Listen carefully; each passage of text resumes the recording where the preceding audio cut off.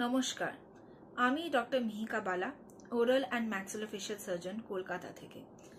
আজকে আমি এমন একটি কন্ডিশনের ব্যাপারে কথা বলতে চলেছি যেটা আনফর্চুনেটলি অনেকেই কমন হয়ে দাঁড়িয়েছে। ওরাল সাবমিউকাস ফাইব্রোসিস অথবা শর্টে যেটাকে বলা হয় ওএসএমএফ। ওএসএমএফ এরম একটা রোগ যেখানে মুখের ভেতরের চামড়ায় অত্যাধিক অবনর্মাল ফাইবার্স তৈরি হয়, যার ফলে মুখের ভেতরে স্পেশালি গালের ভেতরে চামড়া বা ঠোঁটের ভেতরে চামড়া, জিভের তলার চামড়া এবং তালুতে ঘা, সাদা ভাব বা লম্বা ব্যান্ডস দেখা যায়। এই চেঞ্জেসগুলোর জন্যে মুখের ভেতরের চামড়ার ইলাস্টিসিটিটা নষ্ট হতে শুরু করে। এই কন্ডিশনটা অনেকই ক্রিটিক্যাল, কেন কি এটাকে একটা প্রি ক্যান্সারাস কন্ডিশন বলা হয়, যার মানে এটা হচ্ছে ওরাল ক্যান্সারের এক স্টেজ আগে। এটা একভাবে আপনার শরীরে জানান দেওয়া উপায় যে এখন আপনি যদি সাবধান না হন তাহলে আপনার ওরাল ক্যান্সার হতে চলেছে। এই রোগের মেন কারণ হচ্ছে গুটখা, খৈনি, পান মশলা বা তামাকের অন্যান্য প্রকার এবং সুপারির সেবন। এছাড়া আরও কিছু ফ্যাক্টরস যেমন মদ বা অতিরিক্ত ঝাল খাওয়া, কানেকটিভ টিস্যুর রোগ বা নানান ভিটামিন বা মিনারেলের কমতির জন্যেও ওএসএমএফ বাড়তে পারে। এবার কি করে কেউ বুঝতে পারবে কি কারোর ওরাল সাবমিউকাস ফাইব্রোসিস হচ্ছে? শুরুর দিকে সবথেকে কমন সিমটম যেটা দেখা যায় হচ্ছে কিছুই খেতে গেলে, স্পেশালি গরম বা ঝাল খেতে গেলে মুখে জ্বালা জ্বালা ভাব অথবা মুখে বারবার ঘা তৈরি হওয়া। যখন এই কন্ডিশন আরও বাড়তে শুরু করে তখন মুখ খুলতে অসুবিধা বা ঢোক গিলতে অসুবিধা হতে পারে, কিংবা জিভ বাইরে বার করতেও অসুবিধা হতে পারে। কিছু কিছু পেশেন্ট ইভেন এটাও নোটিস করে যে মুখের ভেতরে সাদা এবং খড়খড়ে হয়ে গেছে বা মুখের কোণার এখানে বারবার ঘা হচ্ছে।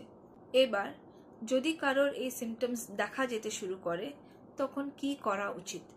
প্রথমত, কোনোই রকমের নেশা যেমন পান মশলা, গুটখা, খৈনি বা কোনোই রকমের তামাকের প্রকার এবং সুপারির সেবন, ইভেন মদের সেবনও সঙ্গে সঙ্গে বন্ধ করে দেওয়া উচিত। এটা যদি না বন্ধ করা হয় তখন ওরাল সাবমিউকাস ফাইব্রোসিস কিন্তু আরও বাজে কন্ডিশনের দিকে এগোতে শুরু করে। ঝাল, অনেক মশলা জাতীয় এবং গরম খাবারের সেবনও বন্ধ করে দেওয়া উচিত।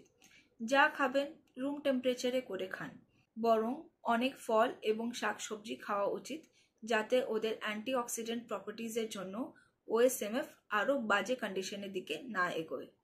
মুখের হাইজিনের যত্ন আরও বেশিভাবে নেওয়া উচিত। ব্রাশ যেমন রেগুলারলি 2 বার করতে হয় ওরকমই সফট ব্রিসেল দিয়ে করা উচিত এবং খাওয়া দাওয়ার পরে জল দিয়ে কুলিকুচি করা উচিত। আর যত তাড়াতাড়ি সম্ভব একটা ওরাল অ্যান্ড ম্যাক্সিলোফেশিয়াল সার্জনকে অবশ্যই কনসাল্ট করা উচিত। এবার অনেকে জিজ্ঞেস করে কি ওএসএমএফটা পুরোপুরি কখনো কিওর করা যায় কিনা।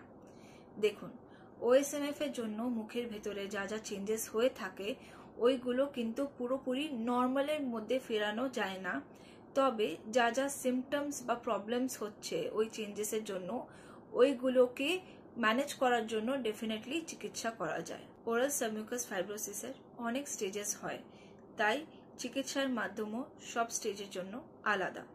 যখন ওএসএমএফ এর জন্য জাস্ট মুখের ভেতরে চেঞ্জেস আরম্ভ হতে শুরু করেছে ওরম সময় শুধু কিছু ওষুধের মাধ্যমে চিকিৎসা করা হয়।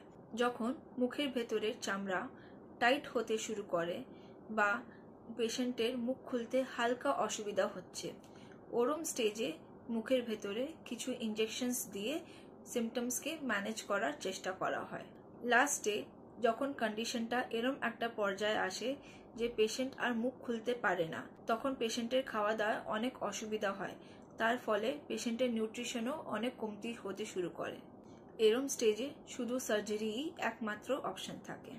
এই সার্জারিতে ইউজুয়ালি মুখের ভেতরে যে ব্যান্ডসগুলো হয়ে থাকে ওইগুলোকে কেটে দেওয়া হয় এবং নাকের পাশের এখান থেকে একটা ফ্ল্যাপ বা মুখের ভেতরে বাকল ফ্যাট প্যাড নিয়ে ওই কাটা জায়গাটাতে জুড়ে দেওয়া হয় যাতে পেশেন্টের মুখটা হা হতে পারে।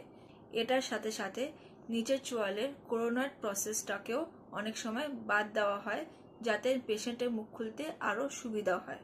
যেই স্টেজই হোক না কেন, ওরাল সাবমিউকাস ফাইব্রোসিসের কোনই সিমটম দেখা গেলে সঙ্গে সঙ্গে একটা ওরাল অ্যান্ড ম্যাক্সিলোফেশিয়াল সার্জনকে অবশ্যই কনসাল্ট করা উচিত। এতে এই রোগের তাড়াতাড়ি নির্ণয় এবং সঠিক চিকিৎসা করা যাবে। ধন্যবাদ।